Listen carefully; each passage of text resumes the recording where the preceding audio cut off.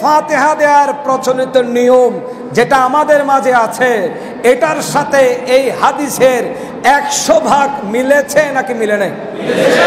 এই হাদিস কি এই যুগের নাকি 1500 বছর আগের? তার মানে বোঝা গেল ফাতিহার এই নিয়মটাও 1500 বছর। কথা বলেন না ঠিক কিনা? হযরতে আবু যর গিফারি রাদিয়াল্লাহু তাআলা আনহু, নবীজির সাহাবী, উনি বর্ণনা দিচ্ছেন, আমার নবীর আওলাদে পাকের মধ্যে আমার নবীর বেটা যারা ছিলেন তন্মধ্যে হযরতে ইব্রাহিম রাদিয়াল্লাহু তাআলা আনহু, নবীর বেটা ইব্রাহিম রাদিয়াল্লাহু তাআলা আনহু ইন্তেকাল করলেন। 3 দিন পূর্ণ হলো।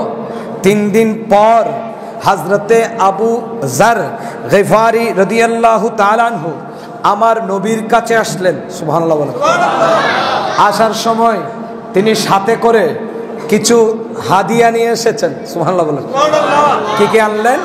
শুকনো খেজুর, আর একটা হলো উটের দুধ, আর হলো গমের রুটি। সুবহানাল্লাহ বলেন। শুকনো খেজুর, উটের দুধ, গমের রুটি, 3টা জিনিস আল্লাহর নবীর কাছে নিয়ে আসলেন। সুবহানাল্লাহ বলেন। এটা হাদিয়া নিয়ে যাওয়া সওয়াব না গুনাহ? সওয়াব আছে না নাই? শুধু আলেম উলামার কাছে নয়, যে কোনো আত্মীয় স্বজনের কাছে গেলেও হাদিয়া নিয়ে যাবেন। আমার নবী বলেছেন তাহাদ্দু তাহাব্বু, আপনি হাদিয়া আদান প্রদান করুন, মহব্বত বাড়বে। ঠিক কিনা? আপনি যখন কারো ছোট বাচ্চার জন্য কোথাও গেলেন, বাচ্চার জন্য যদি সামান্য কিছু নিয়ে যান, বিস্কিট নিয়ে যান, কেক নিয়ে যান, চিপস নিয়ে যান, চকলেট নিয়ে যান, বাচ্চার মা খুশি হয় কিনা? কথা খুশি হয় কিনা? মহব্বত বাড়ে কিনা? আমার নবীর কথা সত্য নাকি মিথ্যা হলো? তাহাদ্দু তাহাব্বু। আল্লাহ নবী বলেন কিছু হাদিয়া তোফা দান প্রদান করো, মহব্বত বাড়বে। সুবহানাল্লাহ বলেন। আমার রাসূলের শিক্ষা, এটা আমরা করব। তো আল্লাহ নবীর দরবারে হাদিয়া নিয়ে আসলেন, খেজুর আনলেন, উটের দুধ আনলেন, রুটি আনলেন। শুধু আনলেন নয়, ফাওয়াদাআহা ইনদান নবী সাল্লাল্লাহু আলাইহি ওয়াসাল্লাম, ওই হাদিয়াগুলো, ওই খাবারগুলো আমার নবীর সামনে রাখলেন। সুবহানাল্লাহ। এভাবে সামনে রাখলেন। সামনে রাখার পর ফাকারা আন-নবী সাল্লাল্লাহু আলাইহি ওয়াসাল্লাম আল ফাতিহাতা মাররাতান, আমার নবী একবার সূরা ফাতিহা পাঠ করলেন। বড় করে বলুন সুবহানাল্লাহ। সূরা ওয়া সূরাতাল ইখলাসি সালাসা মাররাত, আর সূরা ইখলাস পড়লেন 3 বার। কয়বার? 3 বার। কথা বলেন না, কয়বার? 3 বার। সূরা ফাতিহা একবার পড়লে 1 খতম কোরআন শরীফের সওয়াব। সুবহানাল্লাহ। সূরা ইখলাস 3 বার পড়লে 1 খতম কোরআন শরীফের সওয়াব। সূরা ইখলাস 3 বার পড়লেন, সূরা ফাতিহা একবার, কয় খতম হলো? কথা বলে না কেন, কয় খতম? তাহলে এখানে কি লাভ হলো নাকি ক্ষতি হলো? আচ্ছা, আল্লাহ নবী খাবারগুলো সামনে রাখলেন, সূরা ফাতিহা একবার পড়লেন, সূরা ইখলাসও 3 বার পড়লেন। পড়ার পর ওয়াকরা, আল্লাহ নবী বললেন, এবার বললেন আল্লাহুম্মা সাল্লি আলা মুহাম্মাদিন আনতা লাহা আহলুন ওয়া হুয়া লাহা। এটা বলার পর ফারাফা ইয়াদাইহি, আমার নবী 2 হাত তুললেন। যারা হাত তুলে দোয়া করার বিরুদ্ধে, মোনাজাত করার বিরুদ্ধে, তাদের জন্য দাঁত ভাঙ্গা জবাব। শুনে নাও, জেনে নাও, আল্লাহ নবী দোয়া করার জন্য 2 হাত তুললেন। এখন 2 হাত তোলার বিরুদ্ধে আছে না নাই? আমার নবী 2 হাত তুললেন, 2 হাত তুলে মোনাজাত করলেন। মোনাজাত শেষ করে ও মাসাহা ওয়াজহাহু, নবী চেহারায় আনওয়ারে 2 হাত মাসে করলেন। সুবহানাল্লাহ।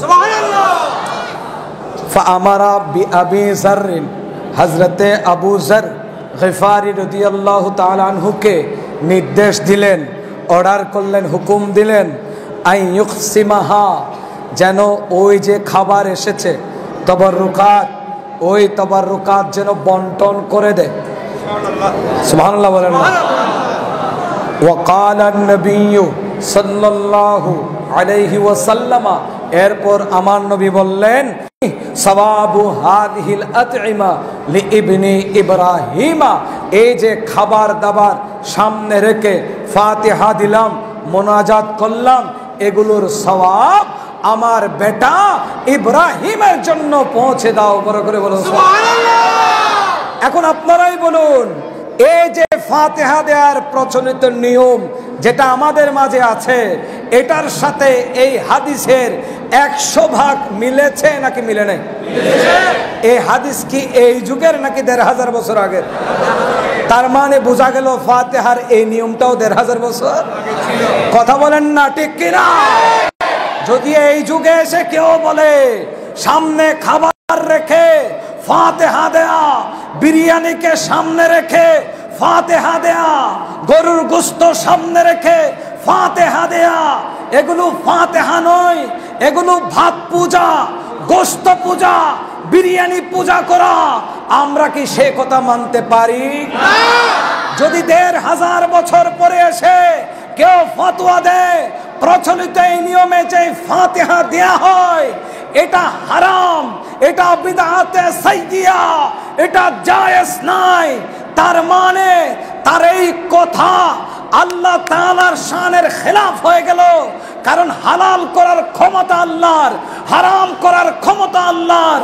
হালাল করার ক্ষমতা আমার নবীর, হারাম করার ক্ষমতা আমার নবীর। আল্লাহও বলেন নাই, নবীও হারাম করেন নাই। কোন বান্দা যদি হারামের ফতোয়া দেয়, তার হাকিকত সেই আল্লাহর উপর মিথ্যা অভিযোগ আনলো, নবীর উপর মিথ্যা অভিযোগ আনলো, তার ঈমান থাকবে? থাকবে?